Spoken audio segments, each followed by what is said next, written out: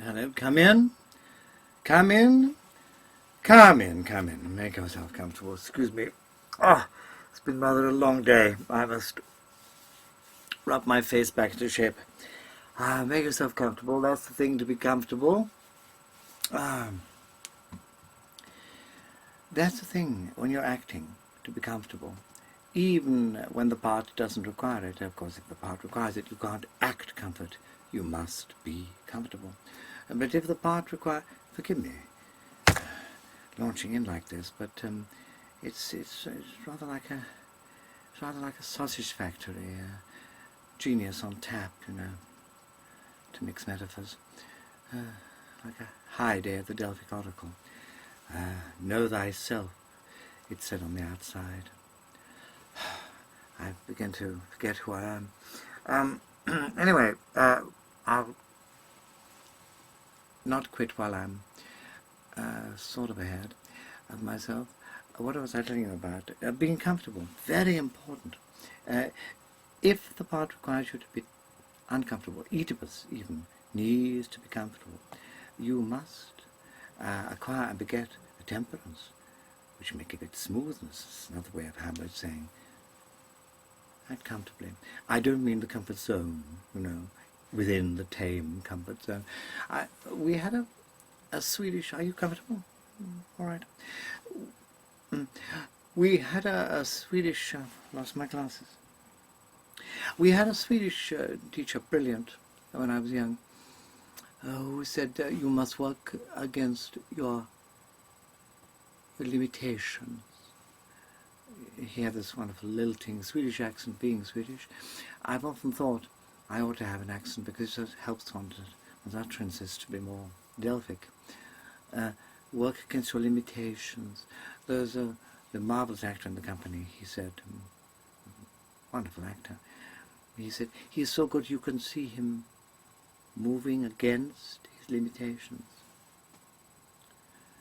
When I think back on him, he seems rather restrained. Dead now, of course. Utterly restrained. Charismatic, but restrained. So perhaps it's all nonsense, but it seemed wonderful that I better not get into the region of paradox, or we'll never get anywhere. What would you like to know about? Timing. Timing. It's all in the timing. It's all in the timing, Edward. So a great comedian said this to me. It's all in the timing, Edward. So you do a bit fast, and then I'll come on. I've got somewhere. Here we are. I picked these up in Japan. And when you go into the theatre in Japan, the Kabuki theatre, somebody is backstage with a pair of these, and you don't know, they're behind a big red and green striped curtain, which is going to be pulled laterally right across the wide, wide stage, and you hear there's an art in playing these. I don't have it. Just one to begin with.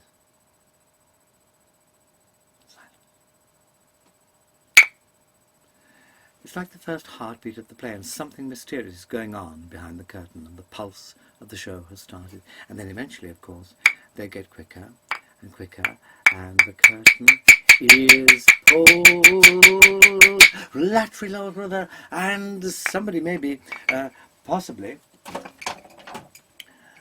sounds to our ears as if he's constipated.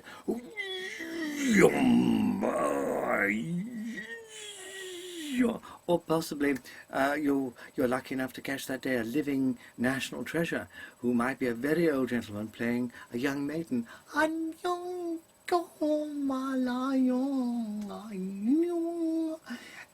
the musicians really let you know about the rhythm and the beat that they're playing, gestural beats, and you know that timing is at the heart of the whole thing, as well as spectacle and stylization. How do we get on with that? And that people think timing is something clever that comedians do, and it is. But the heart of timing, well, think of the heart. Think of your heart. Think of your heart forming in the womb. There's a moment when it wasn't really formed, and then the first beat, like that first, and then it goes on until you get to the last. And in between the first and the last, there are exciting, thrilling, pleasurable accelerandos. And if you take up yoga, adagios, non troppo, and perhaps your heart skips a beat sometimes. And timing is really to do with your perception of other people's rhythm and the rhythm of the world, your understanding of the rhythms around you that you are sometimes behind or syncopated with or sometimes ahead of. And if you're going to change your rhythm subtly, perhaps without your fellow actors realizing it, or at least your fellow characters realizing it, nevertheless, the lady who's played next to nothing for her seat in the old days, and the man who's played a great deal, both have to realize the subtle moment.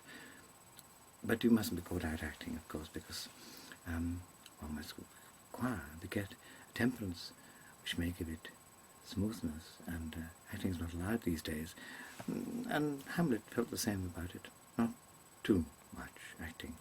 It was Chekhov who said, they act a lot. I wish they wouldn't act when he saw his play done for the first time, his first play. I wish they wouldn't act so much.